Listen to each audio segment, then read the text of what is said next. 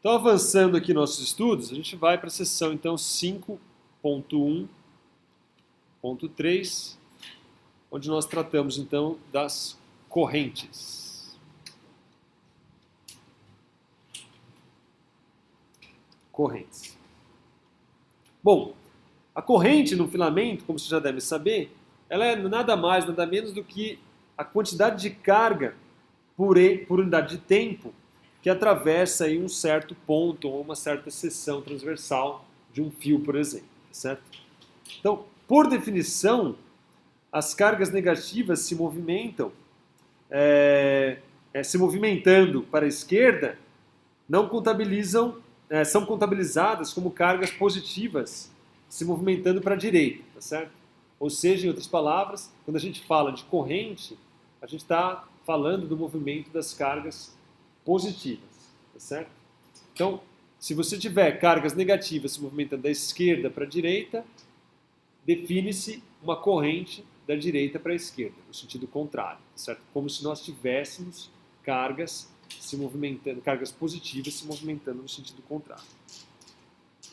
Na prática, a gente sabe hoje que são os elétrons que se movem, tá certo? E por definição, na direção contrária à corrente. Então a corrente ela está na direção contrária ao movimento dos elétrons, que são cargas negativas. A corrente ela é medida em coulomb por segundo, tá certo? O que a gente chama, então, define por ampere. Então, ampere, ou 1 ampere, nada mais é do que 1 coulomb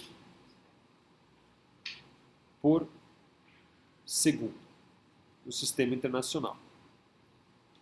Ok?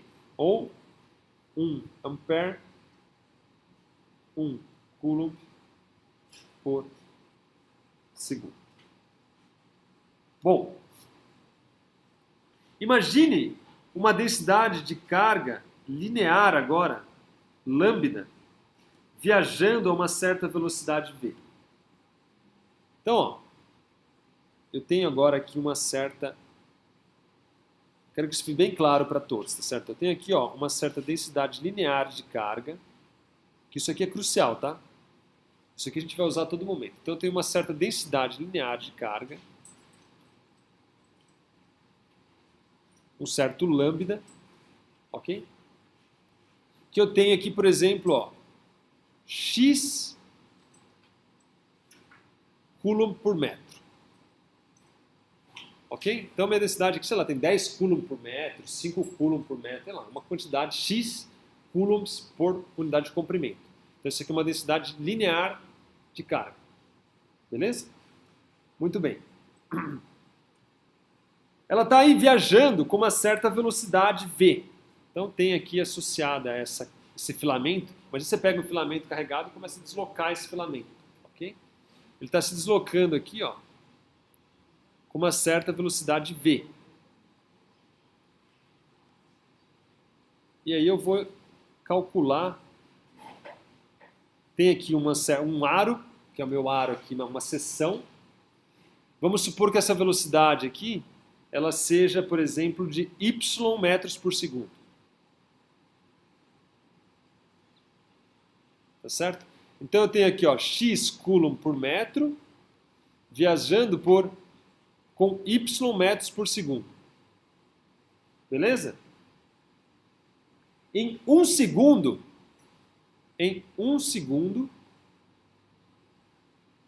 quantos coulombs atravessa essa minha seção reta aqui? Em um segundo. Ó, tem x coulomb por metro. Ela anda y metros por segundo. Então vamos supor que tenha 10 coulombs por metro. 10 coulombs por metro. E vamos dizer que a velocidade seja 1 metro por segundo. 1 metro por segundo. Se deslocou 1 segundo, ela andou 1 metro. Quantos coulombs atravessou? 10 coulombs. Tá certo?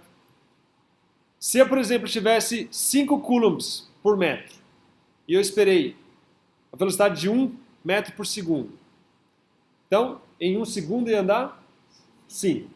Se fosse 2 metros por segundo, ia atravessar 10 metros. Tá certo? Então, quem me dá aqui a quantidade de coulomb por segundo que atravessa, quem que é? É V vezes Y, é vezes lambda. Tá certo? Então, isso aqui me dá a quantidade de coulomb que atravessa por segundo essa minha seção. Veja, ó, 1 metro por segundo vezes 10 coulomb por metro me dá 10 coulombs por segundo. 2 metros por segundo vezes 10 coulombs por metro me dá 20 coulombs por segundo. E assim por diante. Tá bem claro isso aí? Então, isso aqui me dá a corrente. Tá certo? Velocidade vezes densidade linear de carga vai me dar a corrente que atravessa por uma certa seção. Tá claro? Esse resultado aqui, ele é entre aspas, óbvio, os livros não se atentam, mas quando a gente olha a primeira instância, a gente não fica tão claro. Então, enumera as coisas, eu sei que os alunos têm mais facilidade, você vai falar, vamos pegar 10 coulombs por metro. Aí tem 1 metro por segundo, então se passar um segundo, andou, opa, 10 coulombs. Aí se fosse 2 metros por segundo, opa, 20 coulombs. E se fosse, na realidade, 5 coulombs por metro e andasse 2 segundos, então era 10. Aí você consegue enxergar e falar, bom, a densidade linear de carga vezes a velocidade vai me dar exatamente a quantidade de carga por segundo que atravessa uma certa seção reta. Beleza? Muito bem, isso aí não pode esquecer. Então, dado uma densidade de carga linear lambda, viajando a uma certa velocidade v, isso constitui uma corrente I que nós aqui, e de agora em diante, vamos denominar como um vetor. Tá certo? Então a gente vai denominar a corrente como sendo um vetor para que ela carregue a direção da velocidade das cargas. Simplesmente isso. Se você quiser colocá-la em sua amplitude, você pega o módulo dela lá e ela te dá exatamente em amperes qual é a corrente. Tá certo? De agora em diante, nossa corrente aqui é um vetor. Ok? Muito bem. Bom, outra observação importante aqui é que as cargas que contribuem para a corrente são aquelas em movimento, tá certo? Visto que se você pegar um fio rigorosamente, ele está neutro. A todo momento, a quantidade de prótons e a quantidade de elétrons é a mesma, tá certo? Mas o que a gente contabiliza na corrente são as cargas em movimento. Se você tirar uma foto do fio e pudesse contar o número de prótons e o número de elétrons, ia ser exatamente o mesmo, tá certo? Eles só estão se deslocando lá, mas é como se fosse um tráfego de elétrons, certo? A todo momento que você tirar uma foto, os elétrons estavam aqui e foram parar aqui. Mas agora tem a mesma quantidade sempre de cargas positivas e negativas. Então, quem contribui para a corrente são as cargas que estão em movimento, tá certo? Isso é importante ter em mente também. O fio é sempre neutro, ele está neutro. Nós temos um fluxo de cargas simplesmente. Mas a todo momento a quantidade de carga é sempre zero. Então a gente está contabilizando aqui na corrente essas cargas que estão em movimento. Certo? Rigorosamente, o fio é neutro. Muito bem. Então como é que fica agora a força magnética atuando em um segmento de fio? Então agora eu tenho aqui um segmento de fio. E eu quero calcular a força magnética que está atuando nesse segmento de fio que transporta aí uma certa corrente. Tá certo? Então, ó, eu tenho aqui um certo segmento. Esse certo segmento aqui tem uma quantidade de carga dQ. Ok? E aqui eu tenho um campo que pode estar aplicando em qualquer lugar aqui, um campo B. A velocidade aqui é sempre tangente, né?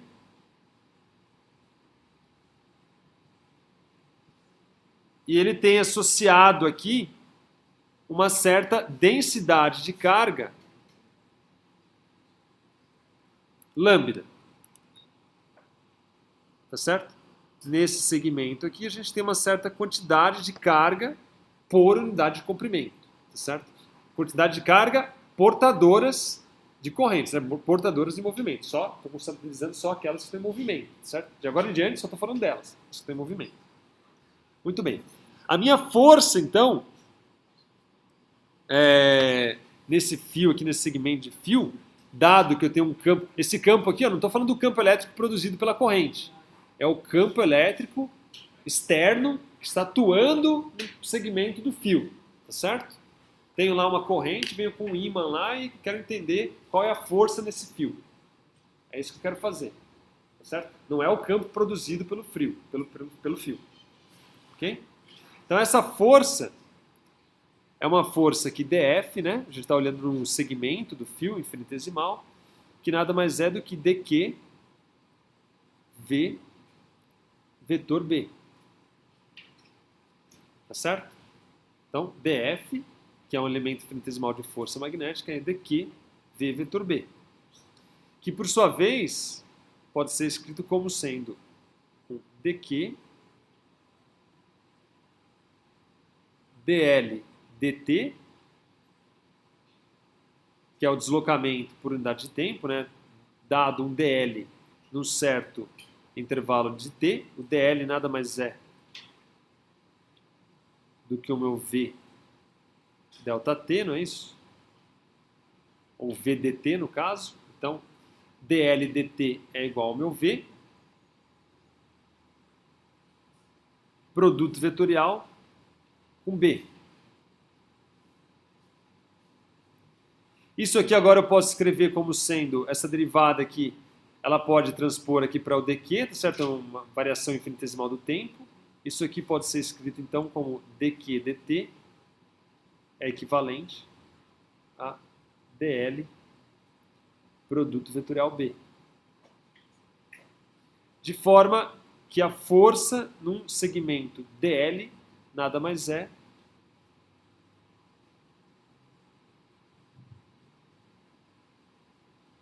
do que módulo de I dl vetor B.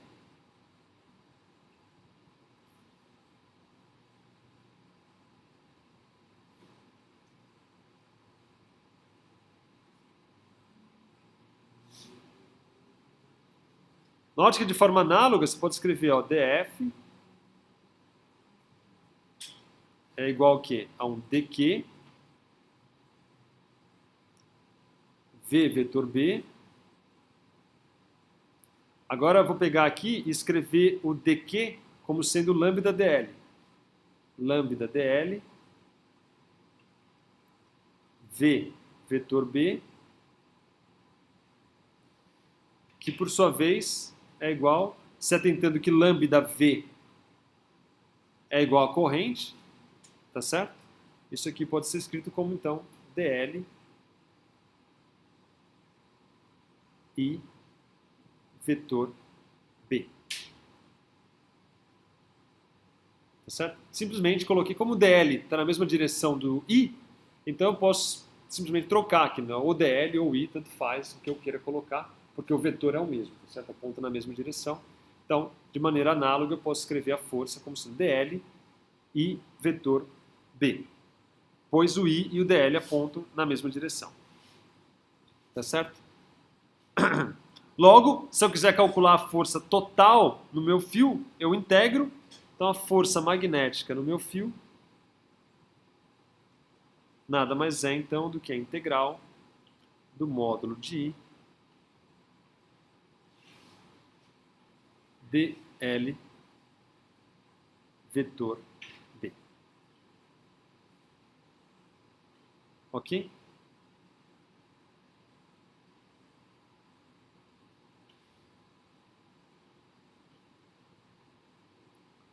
Note que se o I for constante, né? Geralmente a gente, bom, não precisa ser, né? Mas nós geralmente consideramos a corrente constante em todo o fio, né? Aí então você tira que a força magnética é igual então a I integral de dl vetor B.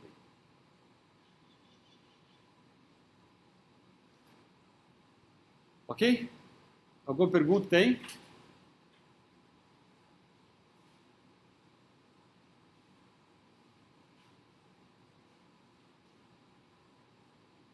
Maravilha?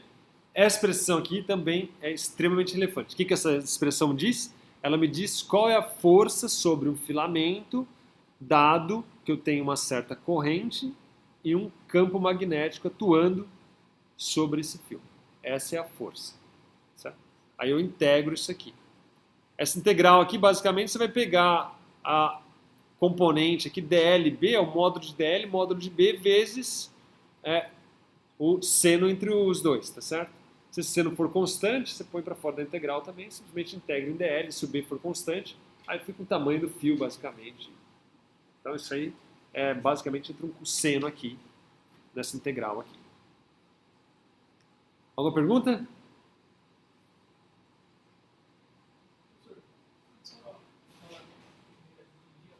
Qual? Essa aqui? Então, DLDT. DLDT? Mas igual, isso, é isso. Aí na hora que ele passou de para o outro lado, Essa expressão daqui para cá. Isso aqui simplesmente porque acontece. Essa variação aqui e essa variação aqui estão relacionadas da mesma maneira com a variação temporal, certo? Então eu posso simplesmente pegar isso aqui e trocar essa divisão por dq/dt. Então simplesmente eu pego esse cara aqui, é um abuso, tá certo? Matemática, eu sou matemático, viu, fazendo isso aí, ele me mata, mas fisicamente, para nós, como o dq varia da mesma maneira que o dl, aqui, a quantidade de carga e variação do dt é a mesma, que está relacionada, eu posso simplesmente pegar e trocar o dq/dt. Porque no fundo é o limite, né, de ΔT tendendo a zero. Então, se você pensar no limite como sendo a derivada, então eu posso simplesmente pegar aquele ΔT e jogar para onde eu quiser. E continuo tomando o limite de ΔT tendendo a zero novamente. Se você fizer para o limite, você vai ver que o resultado não vai dar exatamente igual. Mas é um abuso de linguagem, é um abuso de... É pouco formal, né? Não é formal. De fato, nem sempre você pode fazer isso. Tem situações em que isso não é factível.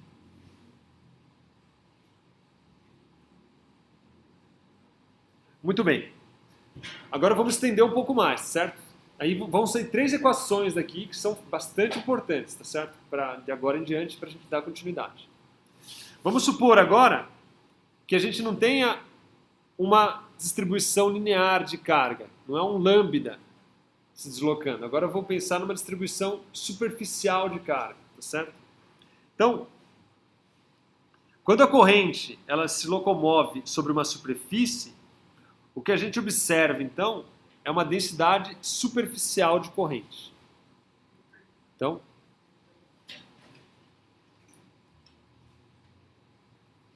densidade superficial de corrente. Ok? Então, o que a gente está enxergando agora? Então, agora tem aqui uma placa, uma superfície. E eu vou olhar aqui para uma tira nessa superfície aqui, ó.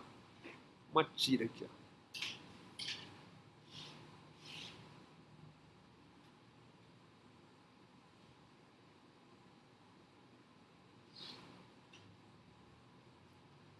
Tá certo?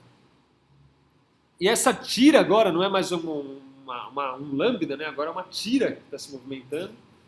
E essa tira agora ela possui então uma densidade superficial de corrente que a gente usa a letra K para definir. K, então essa aqui é a minha densidade superficial de corrente. Então a grande pergunta, e é equivalente à anterior, é: se eu aplicar um campo magnético aqui, nessa superfície, qual é a força por unidade de área, por exemplo, que vai estar atuando sobre essa superfície? Diga. Na anterior, você usou Isso. Mas no caso, é vetorial, a densidade? Não, é que aqui, ó, essa densidade superficial está relacionado com a minha corrente aqui, ó, tá vendo? Ó? Então eu usei um lambda para descrever uma densidade linear de carga. Aqui eu vou descrever um sigma para descrever uma densidade superficial de carga. O K está para o I, tá vendo? Ó, o I é o meu vetor do deslocamento linear, o K é o meu densidade superficial de corrente e o J vai ser minha densidade volumétrica, volumétrica de corrente, tá certo? Aí o lambda está para o sigma que está para o ρ. Não tem diferença. Tá claro? Muito bem. Então o K está para o I, é um vetor, não é o lambda não. Aqui associado a esse elemento aqui, a gente tem uma densidade de carga superficial sigma. Tá? A gente vai chegar lá. Bom, então agora a gente tem praticamente uma fita, tá certo? De comprimento infinitesimal dl, então esse comprimento aqui, ó,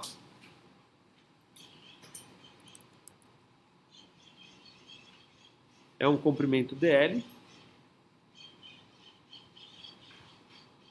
tá certo? E ela está aqui se movimentando também com uma certa velocidade aqui, v. Ok? Maravilha? Tá claro? Então, ó, vamos entender o que acontece aqui.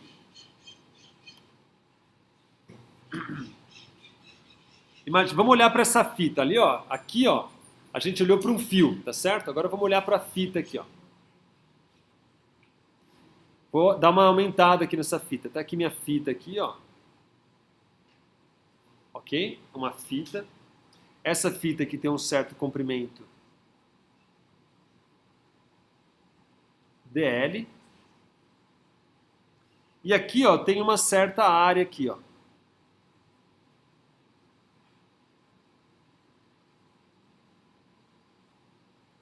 Nessa fita aqui. Vamos dizer que isso aqui seja 1 metro por 1 metro, vai? Pra gente ficar... Pra gente pôr aí, vamos dizer, números das coisas para ficar mais claro. Só pra gente enxergar, pra ficar um pouco mais didático, certo? Então tem 1 metro por 1 metro aqui. Então, essa área aqui tem uma quantidade de carga sigma. Tá certo? Tem um sigma, que é o quê? Uma quantidade de carga, x, por exemplo, coulombs por metro quadrado. Tá certo? Tem x coulombs por metro quadrado. E essa área aqui, ó, ela está se movimentando aqui com uma certa velocidade v, que é então y metros por segundo.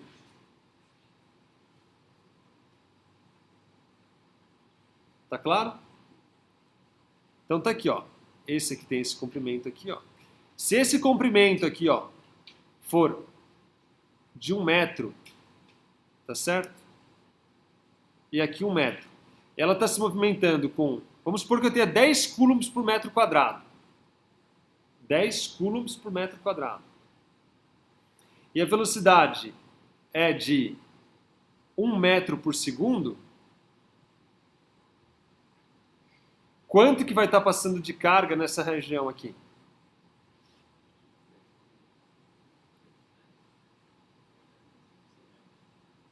Hã?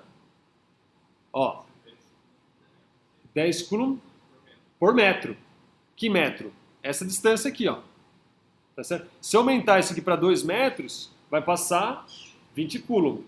Se eu aumentar isso aqui por 3 metros, vai passar 30 coulombs, tá certo? Então vai ser uma quantidade de coulomb por metro, onde o metro é esse cara aqui, essa espessura dl aqui. Tá claro? Então isso aqui vai me dar a velocidade. Então, sigma vezes a velocidade vai me dar o quê? Vai me dar x vezes y coulomb por metro. Tá certo? Onde o metro é essa distância aqui, é o meu dl aqui. Se eu aumentar essa largura aqui, ela vai passar 2 vezes, né, essa quantidade aqui. Tá claro isso aí? Então, ó, esse cara aqui, ó, que é o meu sigma v, que é o coulomb por metro, é o que é o nosso densidade superficial de corrente aqui. Tá certo?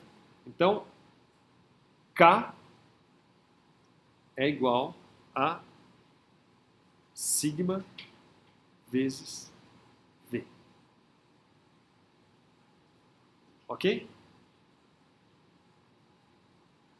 Se a corrente na fita aqui, ó, for um certo DI, se a gente tiver uma certa quantidade DI de carga, de corrente,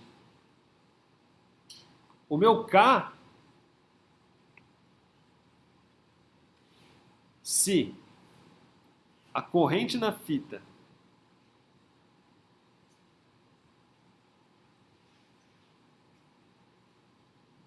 é DI, a densidade de corrente, então,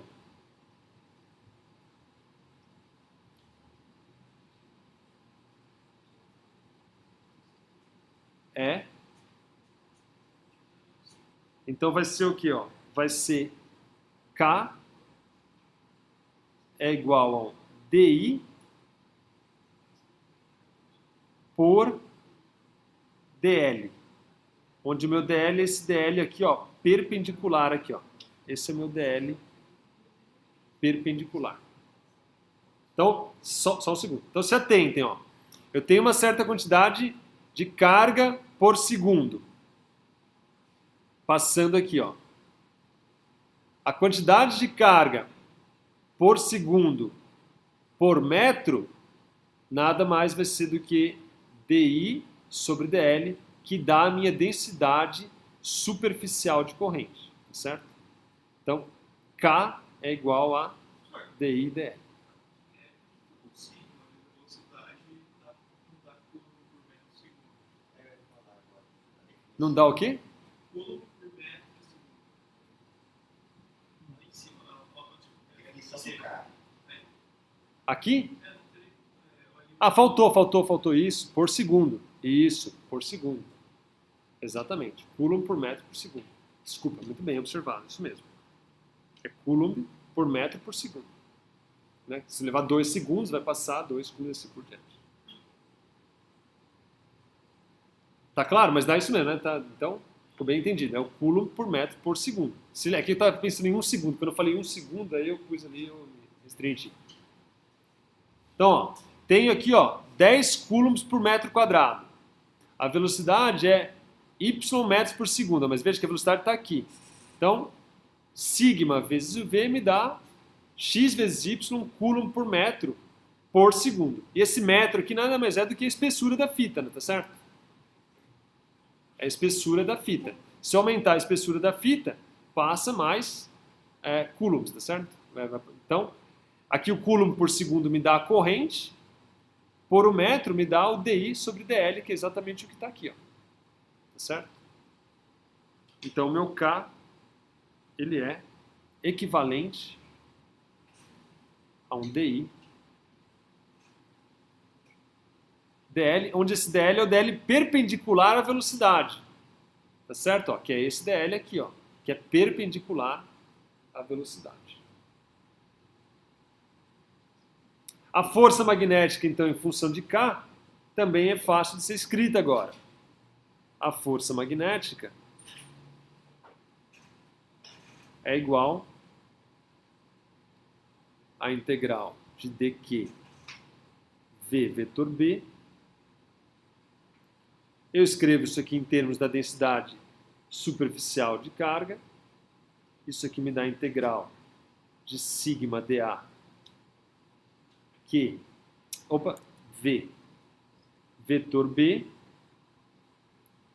sigma V é K, isso aqui me dá então a integral de K vetor B dA. Tá certo? Então essa é a força magnética de um campo atuando sobre uma superfície de corrente. certo? Sobre uma corrente superficial. Então, finalmente agora, a última, né, que falta para a gente é a densidade volumétrica de carga, tá certo? Então, densidade volumétrica de corrente.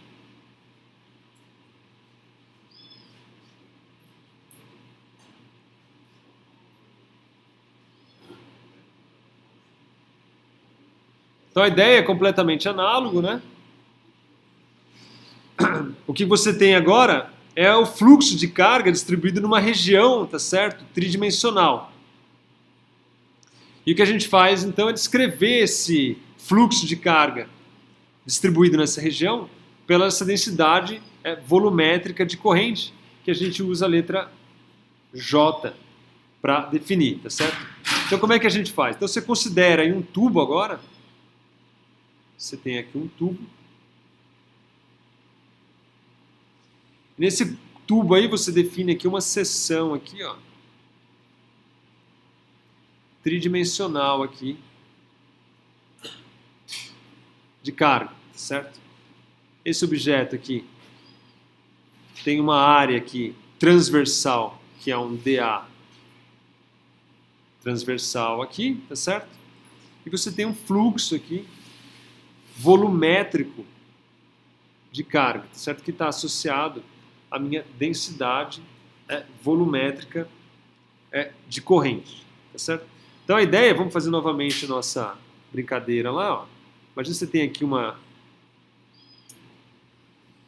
um elemento de carga aqui, e esse elemento de carga está fluindo aqui no meu elemento de volume aqui.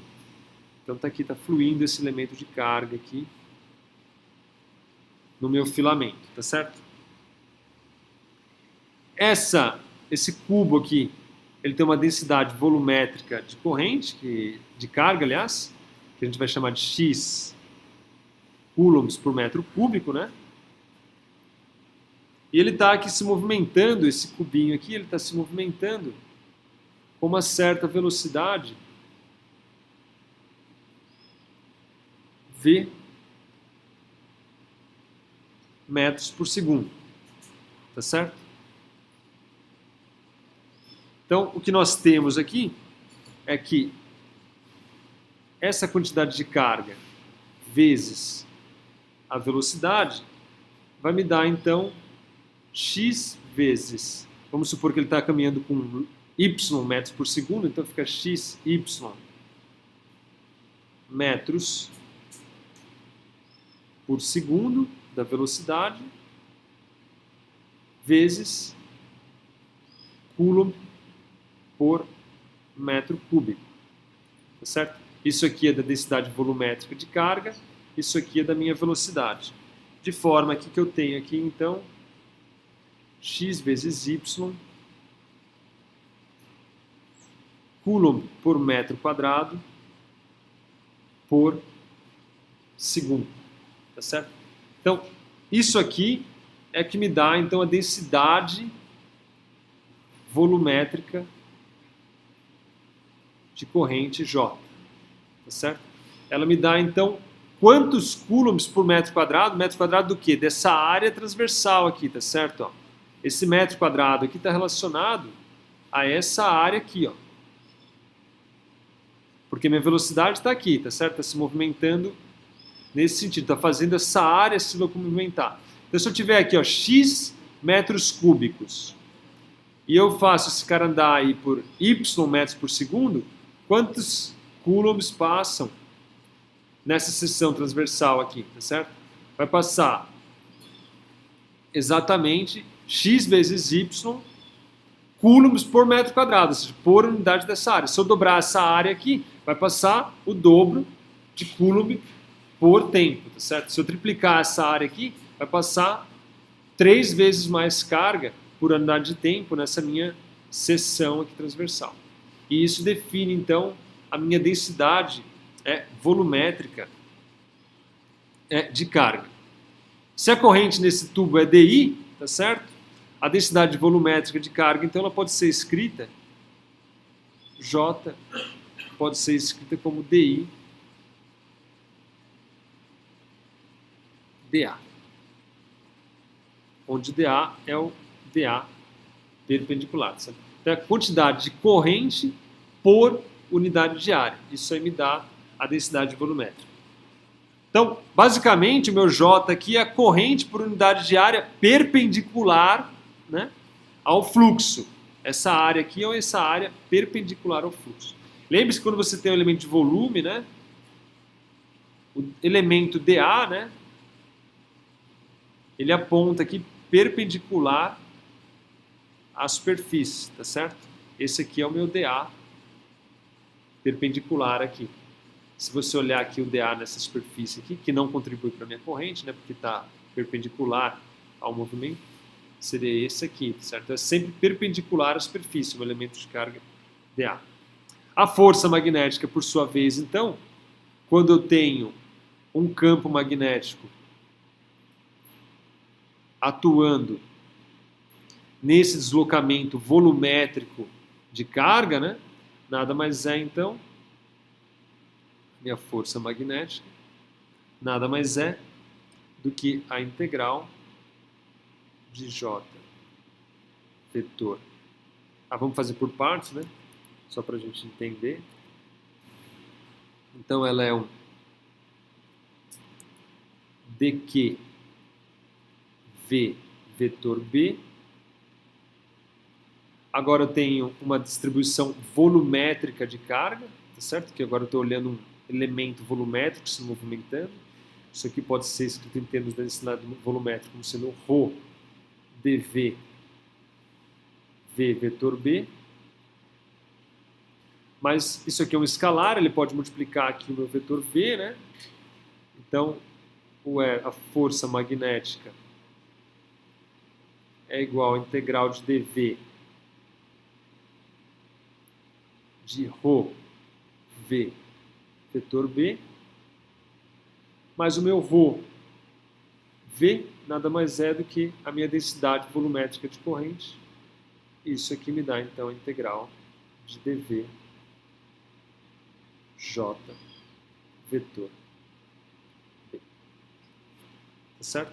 Então tá aí a força magnética quando você tem um campo atuando num volume, né, de carga se movimentando aqui com uma certa velocidade v. Ok?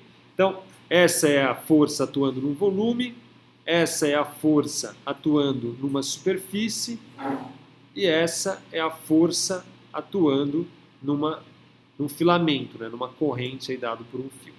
Então veja que é bem análogo, né? I dl vetor B, K vetor B dA, aqui você pode também escrever ele como sendo dLi vetor B, né? Então ficaria dLi vetor B, ou dAk vetor B, ou dVj vetor B, certo? Uma no filamento, a força no filamento, a outra a força numa superfície, e a terceira é a força atuando numa distribuição volumétrica. Então, em suma, se você se atentar, você tem uma analogia aí direta entre as forças elétricas e as forças magnéticas, tá certo?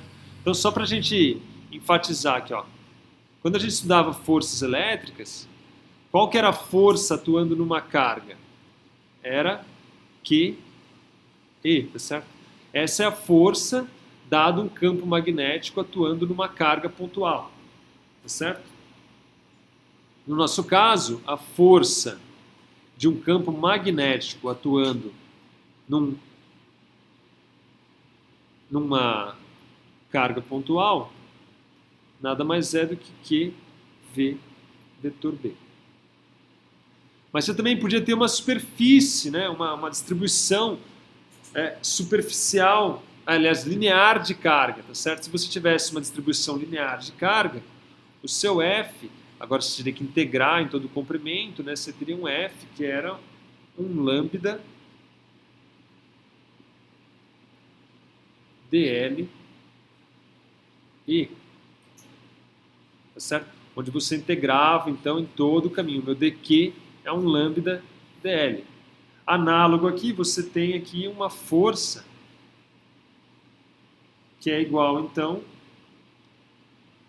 ao meu dl, integral, né, de dl e vetor B, quando você tem uma linha, né, um filamento. Então, essa aqui é uma força atuando numa linha, essa aqui é a força atuando numa linha, uma força magnética e uma força elétrica. Quando você tinha uma superfície, né, e o campo elétrico atuando, fazendo força na superfície, você tinha um sigma dA E. Tá certo? Aqui, de maneira análoga, você tem uma força que é agora um dA K vetor B. Certo? E, finalmente, você tinha que, quando atuava uma força elétrica no volume, era integral de ρ dVE. E aqui você tem a força que é igual a integral de dV J vetor B. Tá certo? Então, está aí a analogia direta entre forças elétricas e forças magnéticas. Numa carga pontual, está aqui.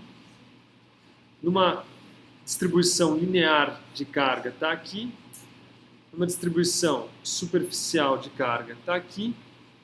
E numa distribuição volumétrica de carga, está aqui. Beleza? Muito bem. Então, dando continuidade aqui aos nossos estudos da corrente elétrica, vamos analisar o caso particular de um fluxo de cargas, tá certo? Numa região tridimensional. Então, imagine que nós temos um volume de cargas se locomovendo aqui com uma certa velocidade v,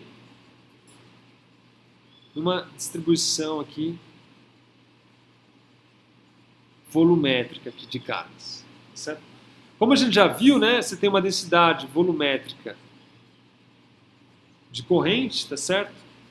Que é dado por DI dA perpendicular. Onde esse dA você vai integrar em toda a seção transversal aqui, tá certo? Que é perpendicular à velocidade, tá certo? Aliás, a corrente. O dA, ele é perpendicular à corrente. Então, esse meu J aqui é a corrente por unidade de área perpendicular ao fluxo. A área minha que é perpendicular aqui ao fluxo. Então, a corrente que atravessa uma superfície, dado aqui, por exemplo, essa superfície aqui, qual é a quantidade de carga por unidade de tempo que passa essa superfície aqui? Nada mais é, então, a corrente vai ser integral de J escalar dA. Tá certo? Isso vai me dar, então, a corrente total, o módulo da corrente aqui, que atravessa. Então, é meio intuitivo, ó. Você tem aqui, ó, sua densidade, por exemplo, vou fazer um exemplo aqui, ela é 10 coulombs por segundo por metro quadrado, tá certo? Ou seja, passa 10 coulombs por segundo por metro quadrado. Se tiver 1 metro quadrado isso aqui, em 1 segundo vai passar 10 coulombs, tá certo? Se tivesse meio metro quadrado, em 1 segundo ia passar 5 coulombs, tá certo? Agora, se eu quero calcular, isso aqui nada mais é do que a minha densidade volumétrica de corrente, tá certo? Se eu quero calcular a corrente, o que eu preciso fazer então? Pegar isso e multiplicar pela área, tá certo? isso aqui vezes a área vai me dar exatamente a corrente. Vai me dar a quantidade de coulombs por segundo que passam na área. Tá claro? Então a densidade de corrente volumétrica nada mais é do que a corrente por unidade de área. É isso que ela está me dando. Qual é a quantidade de corrente por área? Então, ó, se eu pegar o fio de uma bitola muito grossa aqui, né, qual é a corrente pela área? Né? Qual é a corrente? Ah, se eu pegar uma bitola menor, a corrente, se a densidade volumétrica de corrente for a mesma, tá certo? A bitola menor vai me passar menos coulombs por segundo, tá certo? Se a bitola for muito grande e a densidade volumétrica de corrente for constante, vai estar me passando mais cargas por unidade de tempo. Tá claro a ideia, hein? Então, se eu quero calcular a corrente total, eu tenho que pegar a densidade volumétrica e multiplicar pela área. Obviamente que pode ser numa situação em que o J, por exemplo, não seja constante em função do raio, né? Aí você tem que integrar exatamente como eu estou fazendo aqui, que é então fazer a integração para você calcular a corrente. Muito bem. Supõe agora que eu tenho uma região aqui, ó. Presta atenção agora, hein? Tem um balão aqui, ó.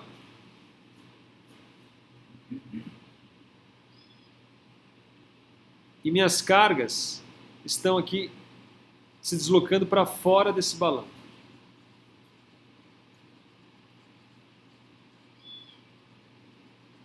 Todas as cargas estão se deslocando para fora desse balão. Qual que é a carga total por unidade de tempo que atravessa, então, essa superfície aqui?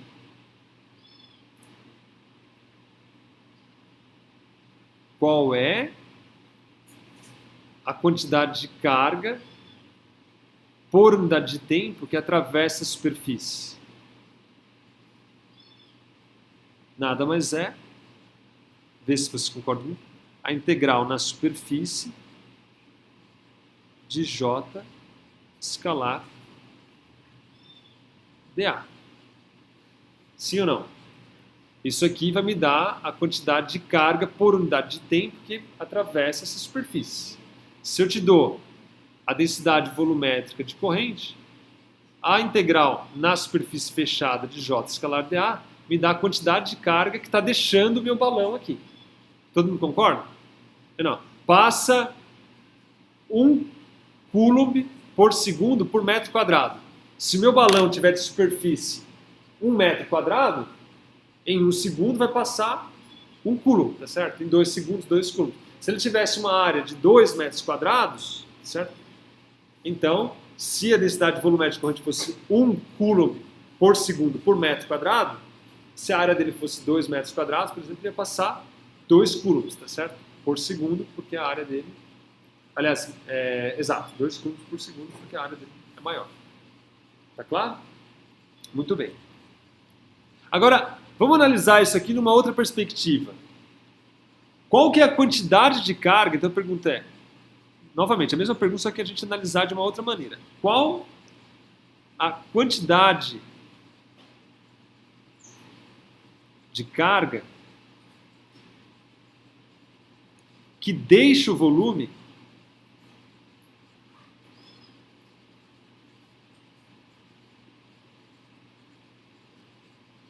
por unidade de tempo?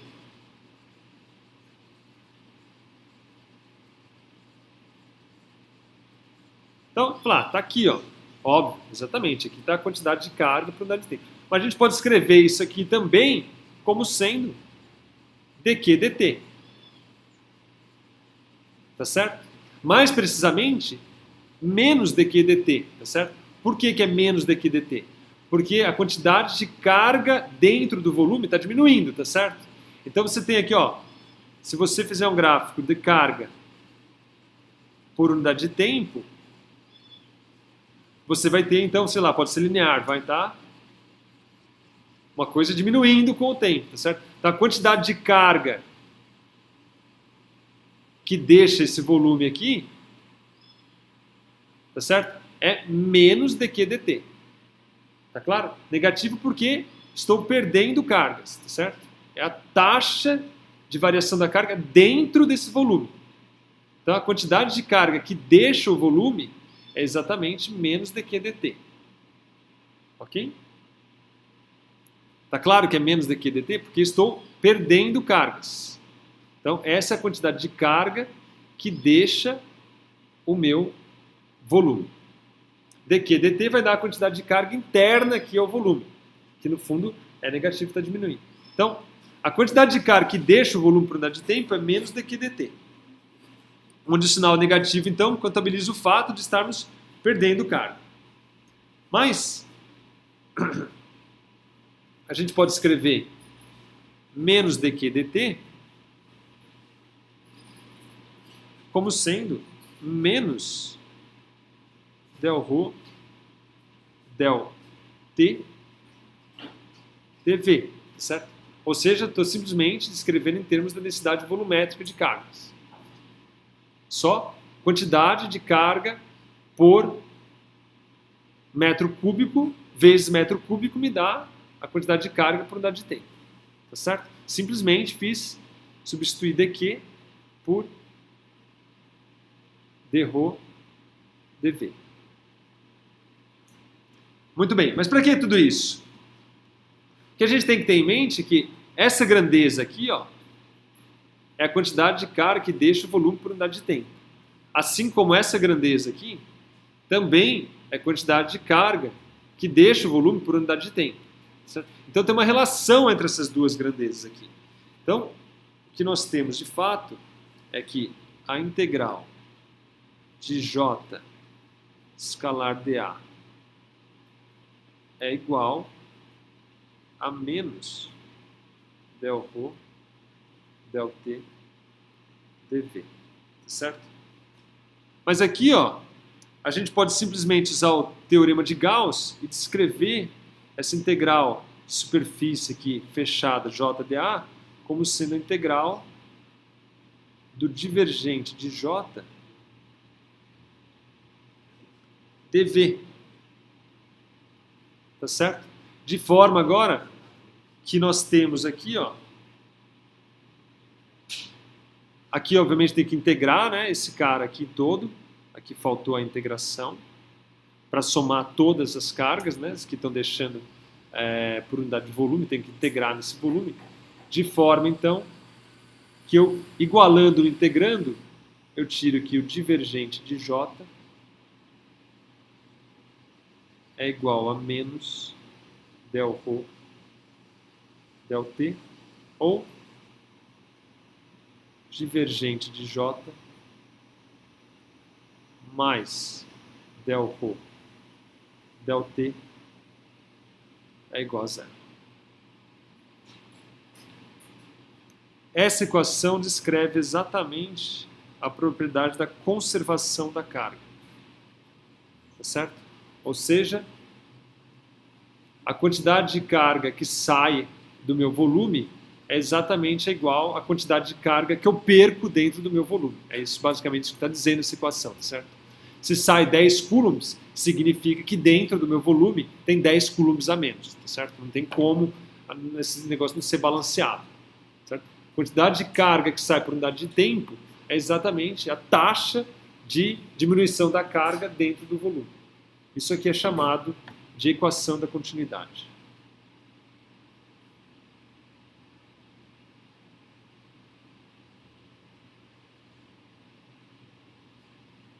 Equação da continuidade, tá certo? Ela basicamente descreve aí a conservação da carga.